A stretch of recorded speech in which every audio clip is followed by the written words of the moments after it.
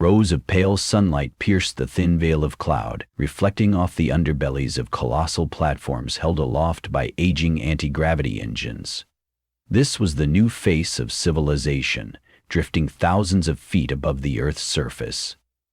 Down below, toxic gases, thick and corrosive, swept across barren landscapes where storms of radioactive dust raged. No one remembered exactly how it started. Some said a war, others said a global industrial collapse. But in every story, humanity's only escape was to abandon the ground. Rayan stood at the edge of one such city's platform, peering over the rail. She was 4 years old the last time she'd set foot on solid ground, but the memory had all but vanished, replaced by the daily hum. Her city, Aurora's Rest, hung suspended by a labyrinth of repurposed thrusters salvaged from ancient space shuttles. The populace lived in compartments and pods arranged in tight clusters, connected by steel walkways. Thin bridges extended from the central hub outward, like a delicate spider's web, linking neighboring platforms that served as extended neighborhoods. She wore a threadbare flight jacket passed down from her grandfather, which was as much a badge of identity as it was armor against the chilly gusts. Pressing her hands over the guardrail, she watched the swirling expanse of clouds below. She could just make out the pinkish-red hue that signaled the boundary of the toxic zone, a shimmering haze of poison that had consumed everything in its path. A sudden rumble jolted the entire platform, knocking Rayan off balance. She gripped the rail just in time, her gaze darting to a sleek, needle-nosed airship that roared past overhead. Painted in crude stripes of red and black, it could be nothing other than an outlaw vessel, announcing its allegiance to the sky pirates who terrorized the floating cities. A chorus of sirens erupted along Aurora's Rest, echoing in the metallic halls and open walkways. People scrambled to vantage points, some rushing to man heavy rooftops bristling with salvaged turrets. Others slammed shutters on storefronts, whisking children behind locked doors that were reinforced with planks of half-rusted steel. The frequent threat of pirates was a shared fear among sky dwellers, and every city had a plan, or at least a hope, of how to defend itself. Rayan ducked into a narrow alleyway formed between metal cargo containers. She stealthily made her way toward the central square, where a crowd had already gathered near the city's main defense cannon, a gargantuan relic from the days of Earth's old wars, cobbled back to life to guard the drifting settlement. Above them, like vultures circling, 3 more pirate ships emerged from the cloud bank. They soared in formation, their hulls plastered with symbols of skeletal wings. Rayan's heartbeat thundered as she recognized the largest of them, the infamous Black Zephyr. Its rotating rotors hissed as it rose, and a row of grappling hooks dangled menacingly along its underside. A hush fell over the crowd. Through the crackling speakers that dotted Aurora's Rest, a voice boomed. "You have nothing we want except your power cells. Hand them over." The voice was deep, filtered through static. Everyone knew that without power cells, no city could keep its engines afloat for long, and survival would be doomed. A pulse went through Rayan as she recalled the battered storeroom she had passed that morning, jam-packed with half-discharged power cells. They were running critically low. She also realized that if they gave what precious few remained to the pirates, it would only grant a temporary reprieve before the city sank. Already, there were rumors that Aurora's Rest was drifting precariously closer to Earth's toxic canopy each month. Wasting no time, the city's military captain barked orders to the crews manning the battered anti-aircraft guns. Hard-eyed sharpshooters took positions near massive turrets. When the first volley of orange tracers tore through the sky, Rayan clutched her jacket more tightly, adrenaline coursing through her veins. The pirate vessels responded instantly, launching explosive drones shaped like mechanical ravens. They swooped over buildings, dropping small charges that rattled the platform and shattered windows. Sparks erupted overhead as the main cannons spat fire. One pirate craft spun out, black smoke pouring from a gash in its tail section. It spiraled down and disappeared into the churning clouds, a faint explosion registering moments later. The assembled crowd roared in triumph, but their jubilation was short-lived. The Black Zephyr swooped low, its grappling hook swinging out, latching onto the city's perimeter. Rayan cried out as the platform shuddered violently. Then, a barrage of laser fire erupted from the pirate's deck. Bright green beams carved scorch marks into the city's infrastructure, forcing defenders to scatter. One of the turrets exploded, sending chunks of metal grinding across the walkway. Gasps of horror escaped the onlookers. The pirates had advanced weaponry that far outclassed the city's patchwork defenses. Fearing the worst, Rayanne raced for shelter. She ducked into a supply depot nestled beneath the main walkway, where crates of old technology were stacked precariously. Through the slats of a half-shut door, she saw the pirates boarding Aurora's rest lane. Ragged figures with face masks, brandishing weapons that crackled with uncertain energy. The city's militia put up a desperate resistance, but they were no match for the onslaught. Soon, the militia was overwhelmed, disarmed, and forced to kneel in the central square. Beside them, city officials quivered in submission, each face sallow with dread. One pirate, tall and gaunt, stepped forward. He wore a torn scarf that flapped in the high-altitude wind. Near his temple, a bionic implant indicated he probably served as an officer aboard the Black Zephyr. His voice was steady and deliberate as he said, "Power cells, now." The mayor of Aurora's Rest, an older woman named Zareen, stood defiant, even though her hands visibly trembled. "We can't. They're nearly depleted already. Our city will be doomed." "You'll be doomed either way," growled the pirate. He jerked his head, and his men pressed the muzzle of a crackling weapon against the mayor's side. "We'll take what you have, then we'll be on our way." "I can't let you do that," Mayor Zareen whispered, but the fear in her eyes told Rayanne she knew she had no choice. Taking the city's last supply of workable cells meant instant condemnation. The caretaker of Aurora's Rest had no illusions about what that meant for everyone. All at once, an alarm echoed through the platform's loudspeakers. The pirates tensed, spinning around to locate the source. It seemed to emanate from the engineering block on the city's western edge. Rayanne, watching from the depot, recognized the screech as a meltdown warning. Something catastrophically wrong had triggered the city's overworked engines. "I said no tricks," the gaunt pirate snapped, leveling a weapon threateningly at the mayor. But her stunned face told him the truth. She had nothing to do with it. The meltdown alarm suddenly changed in pitch, going from a shrill whine to a rumbling thunder of machinery about to blow. "Sable, we have a problem," crackled a new voice over the pirates' communicators. She was a woman with an elegant black cloak and a band of goggles around her forehead, peering from the deck of the Black Zephyr.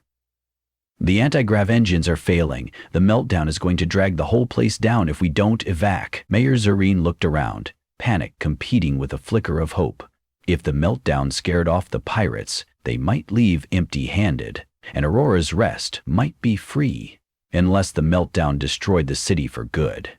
"Then fix it," Sable barked, stepping closer to the mayor.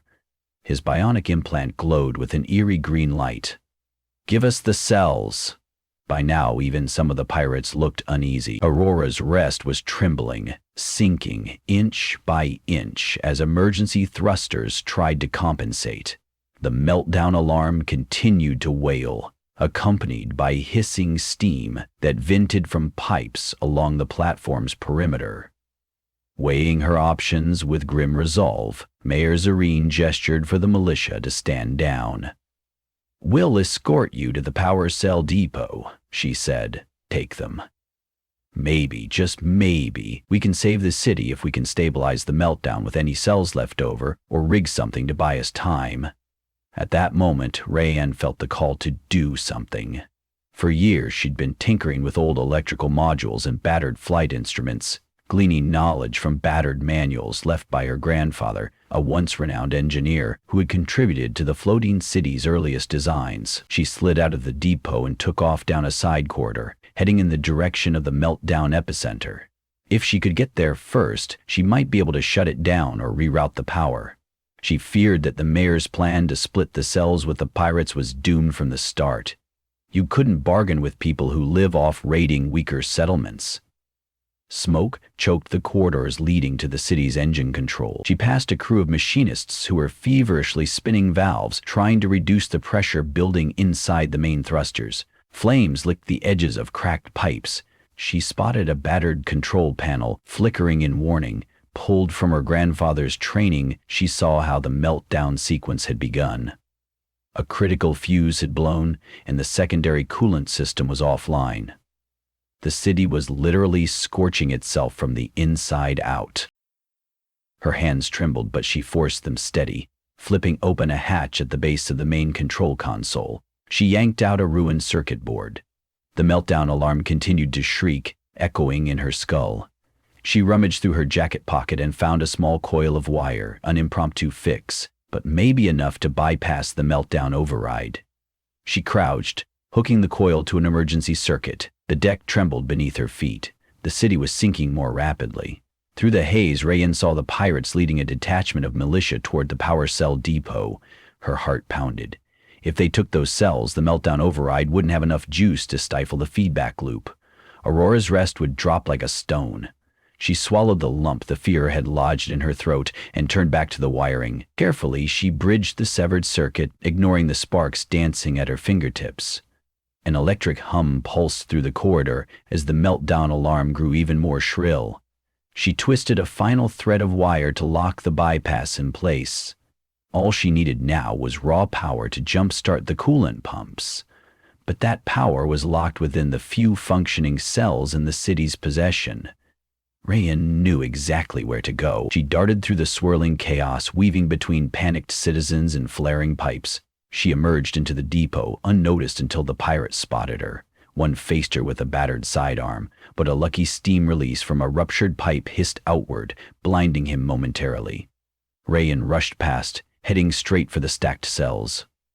Mayor Zarin, pinned to the side wall by Sable, recognized Rayan. "We have no choice, child," she said, her voice quivering. "They'll kill us if we withhold the cells.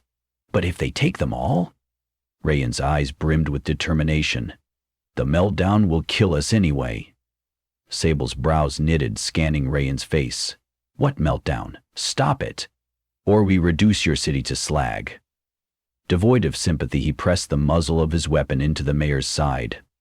"That meltdown alarm is real," Rayan said. "I bypassed it. It's unstoppable now, unless we use the last of the cells to power the coolant. We need them. Immediately." The pirates exchanged uncertain glances. The meltdown was not something they had engineered, nor did it seem to be a bluff. Meanwhile, a pair of them busily loaded half-discharged cells onto a grav sled. Rayan's gaze flicked to the pallet. "Please," she implored, "we only need enough to cool the engines. We'll give you the rest." Sable's bionic implant pulsed like a winking demon's eye. He signaled for his men to pause. "We'll see about that. You—" He aimed the gun at Rayan. "Show us how to fix your meltdown. Use only half the cells. Then we'll be generous and leave the rest for ourselves. Or we'll take them all and watch your city burn. Decide." The tension was agonizing, but Rayan nodded. "Fine. Follow me." Sable gestured for 3 of his crew members to accompany her with the half-dozen power cells. They threaded their way back to the engine corridors, stepping over debris and the bodies of fallen militia. The alarm pounded in Rayan's ears, but she forced her hands to remain steady. She guided the pirates to the coolant system's power junction, crouched by the open hatch, and slipped the first cell into place. The third cell sparked, but she managed to fit it into the battered cradle, bridging the meltdown override to the coolant pumps. A series of overhead lights flickered and then flashed green. A motor coughed into life. All around, pipes rattled and coolant fluid started to flow.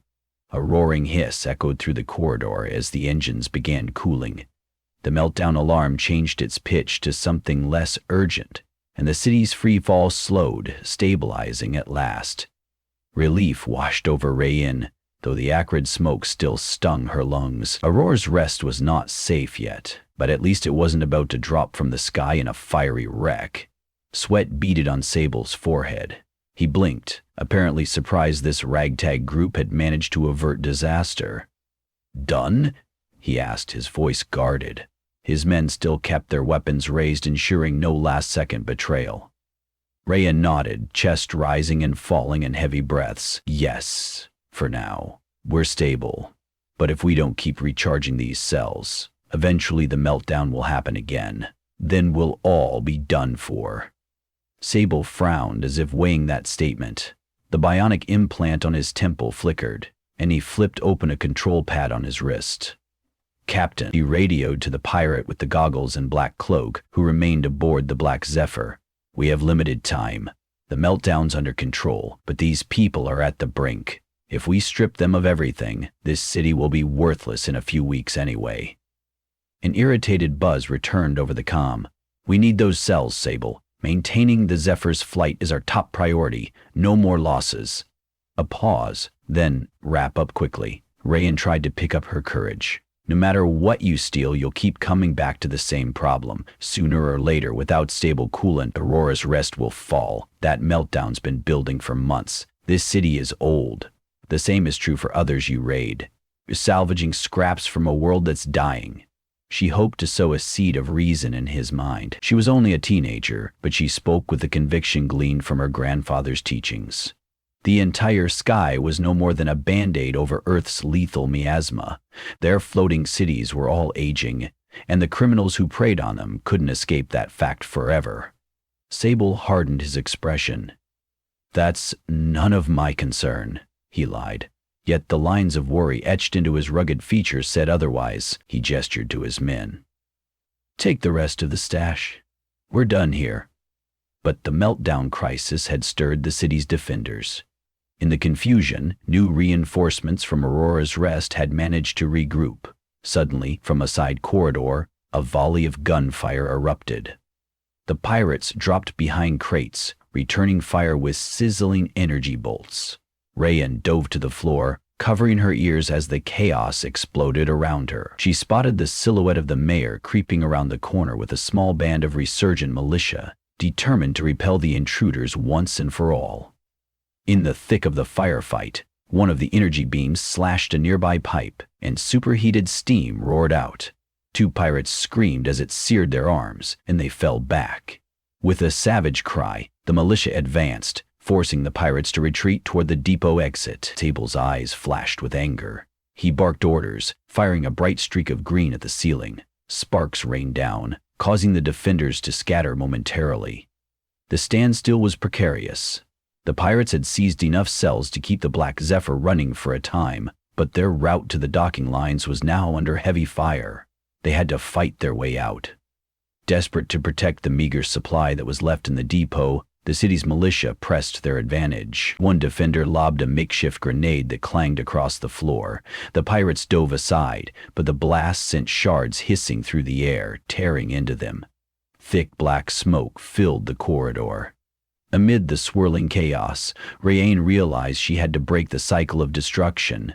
Instinct took hold. She sprinted to the battered control panel by the door.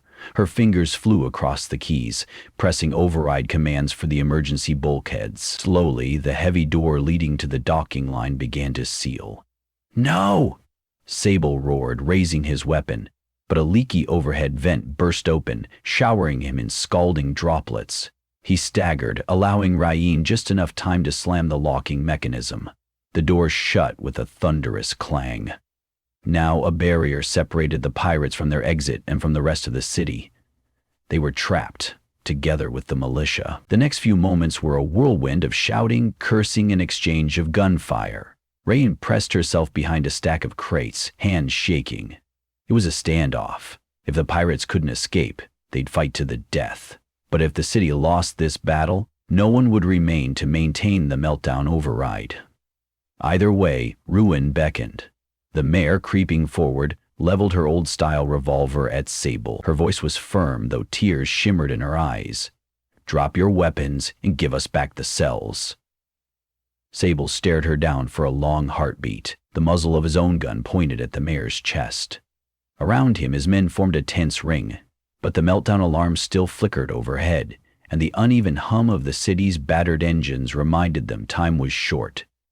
Mayor Zarin's gaze was fierce. "Another meltdown is inevitable if we can't repair everything that's broken. Without the cells to power the fix, it's all for nothing. Surrender, and we might find a way forward for all of us." A bitter laugh escaped Sable. "You expect us to trust you? We're pirates. People shoot us on sight." Yet the hesitation in his stance signaled he was weighing his options. Rayan's heart pounded. You're raiders, but you're alive in the same sky as us. The earth is poison below. There's nowhere else left to go. She stepped forward, her youth and desperation shining in her voice. We can't keep doing this. Slowly, the muzzle of Sable's weapon lowered, if only a fraction. The corridor fell almost silent, save for the occasional hiss from compromised pipes. The pirates seemed frozen in doubt. If they wanted to leave, they needed the door open, and for that, they somehow needed the city's cooperation. One of Sable's men coughed, spitting blood from a shrapnel wound. A flicker of pity crossed the mayor's face. The air was thick with tension, but also a strange, fragile possibility. After seconds that felt like an eternity, Sable reached back to the grav sled carrying the cells, plucked 2 from the lot, and gently set them down on the floor. We'll keep 4. You get the other 2. That's more than fair. Mayor Zolene shook her head, her grip on her revolver unwavering. You're still stranding us with too little to stave off another meltdown. 4 or 2 won't matter. Without enough charging capability, we'll both find ourselves in trouble soon enough. We know how to salvage in the dangerous corners of the sky, Sable retorted. We find recharging stations in derelict platforms. We scavenge. That's our life. We're good at it. If you can fix your meltdown for now, you buy yourselves time. Maybe that's all we get in this cursed world. Rayan furrowed her brow. Come with us, she said abruptly, startling everyone. Help us scavenge what we need to fully repair Aurora's rest. Then we can share in what the city produces. We have farmland modules in the lower decks.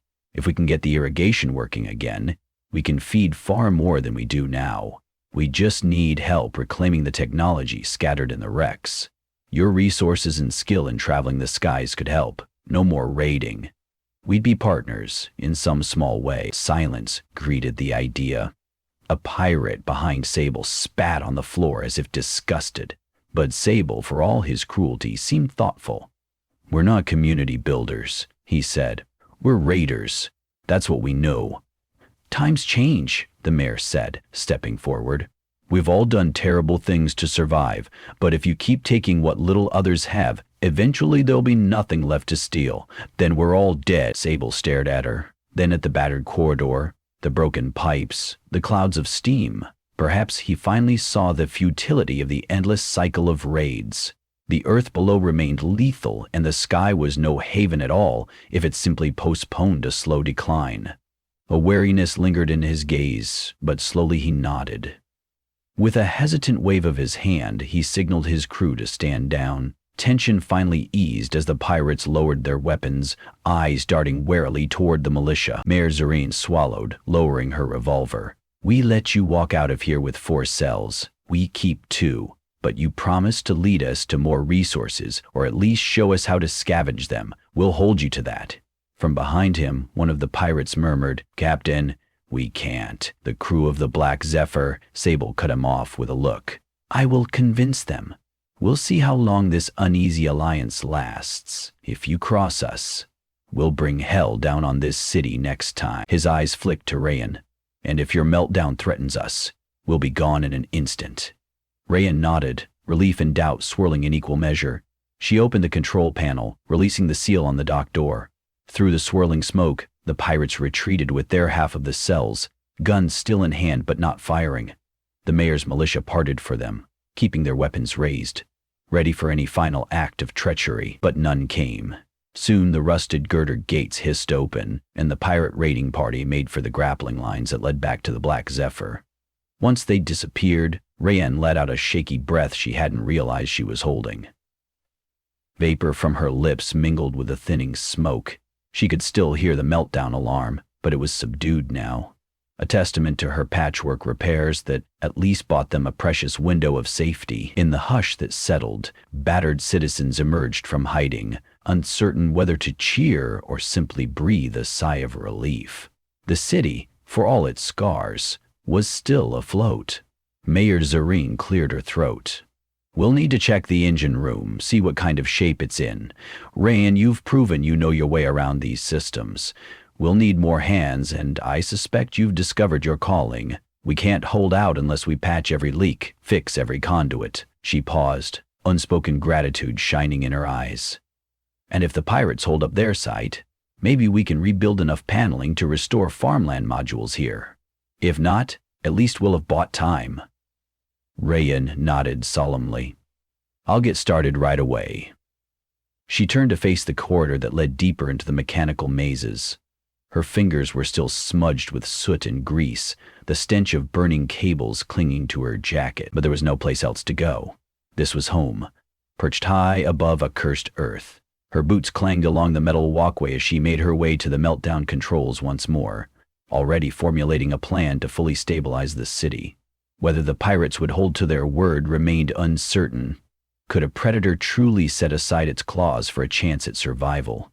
Or would the lure of easy plunder prove too tempting? She had no illusions that the fight was over. Far below, a breeze parted the swirling smog, offering a ghostly glimpse of the ruined earth. Jagged canyons dotted the planet's surface, where rivers once flowed. Merciless storms churned up toxic dust laced with unknown chemicals. No human could survive on that land for more than a few breaths without succumbing. Over centuries, that slow poison had crept upward, forcing humanity's final stand at the sky. Still, Rayan clung to hope.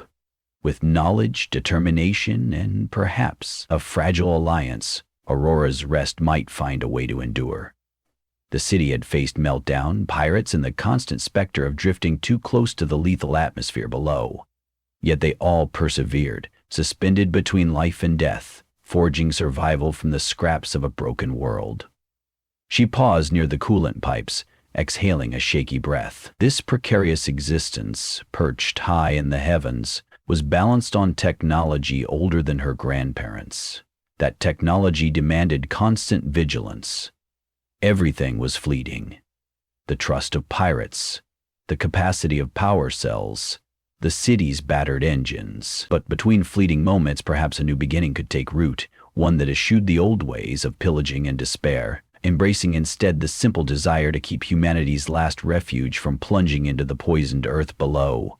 Rayan knelt and began her repairs, forging a new destiny for Aurora's Rest, one circuit at a time.